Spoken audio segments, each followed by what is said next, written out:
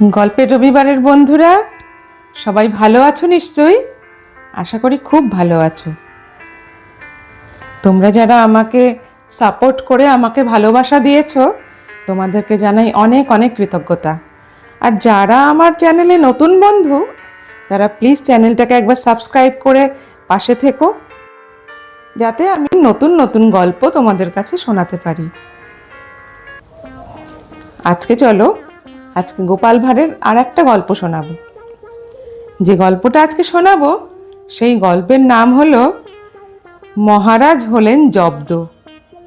মহারাজ কৃষ্ণচন্দ্র একদিন মনে মনে ভাবছিলেন, গোপালকে তো কোনোভাবেই জব্দ করা যায় না, সে সবার নাক কেটে দেয়, ওকে তো একদিন জব্দ করতেই হবে। এই ভেবে মহারাজ তার পারিষদদের বললেন, বুঝলে তো হে, গোপালকে একদিন জব্দ করতেই হবে, তবে ও যেরকম চালাক, তাকে জব্দ করা কিন্তু সহজ ব্যাপার নয়। পারিষদরাও বলল, হ্যাঁ মহারাজ, ওকে একদিন জব্দ করতেই হবে। তবে ওই কথায় বলে না যে ইচ্ছে থাকলেই উপায় হয়, মহারাজও ভাবতে ভাবতে একদিন গোপালকে জব্দ করার উপায় ভেবে ফেললেন। রাজসভায় সেদিন খুশি মনে মহারাজ এসে বসলেন। যা হোক, তবু এতদিন বাদে গোপালকে জব্দ করার একটা ভালো উপায় তিনি বের করেছেন। তখনও গোপাল রাজসভায় আসেনি। সভাস্থ সকল সভাসদদের হাসতে হাসতে মহারাজ তার ফন্দির কথা বললেন। সকলে তো মহারাজের পরিকল্পনা শুনে বললেন, হ্যাঁ হ্যাঁ, এইবার নির্ঘাত গোপাল বাছাধন জব্দ হবে। কিছুক্ষণ পরেই গোপাল রাজসভায় এলো।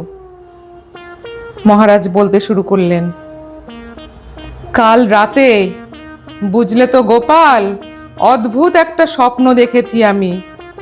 তা তুমি যদি শুনতে চাও তো বলি, শুনবে নাকি হে আমার স্বপ্নের কথা? গোপাল বলল, আজ্ঞে হুজুর, বলুন। স্বপ্নে দেখলাম তুমি আর আমি এক অদ্ভুত অচেনা জায়গায় বেড়াতে গেছি, আশেপাশে কোনো মানুষজন নেই। গোপাল বলল, তারপর তারপর? মহারাজ বললেন, নির্জন সেই জায়গায় কেবল দুপাশে দুটো দিঘি আছে, আর মাঝখানে সরু একটা চলার পথ। একটা দিঘি ক্ষীরের আর অপরটি ছিল আবর্জনার। তুমি পা ফসকে পড়ে গেলে একেবারে আবর্জনার দিঘিতে, আর আমি তো পা ফসকে ক্ষীরের দিঘিতে পড়ে গেলাম। তারপরেই আমার ঘুমটা ভেঙে গেল জানো।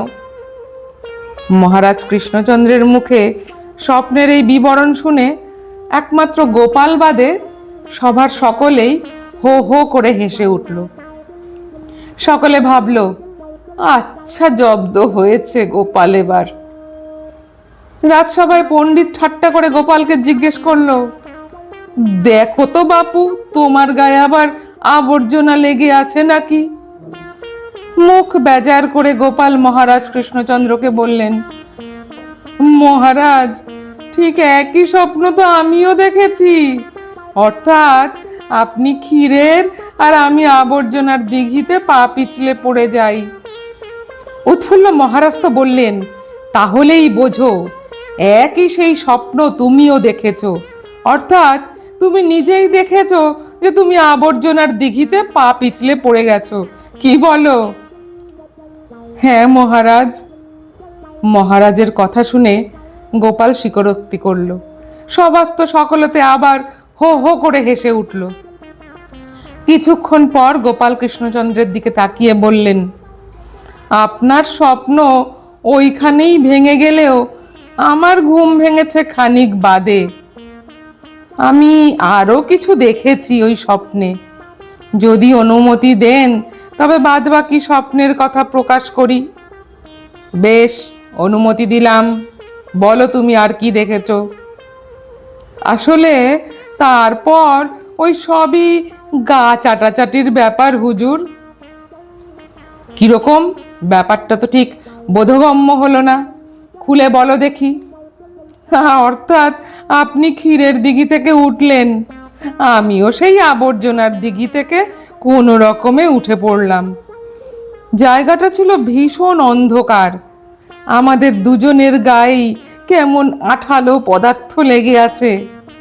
আপনি বললেন, গোপাল এসো, আমরা পরস্পরের গা চাটি, পরস্পরের গা চেটে এই আঠালো পদার্থ তুলে ফেলি। আপনার প্রস্তাবে আমি রাজি হয়ে গেলাম।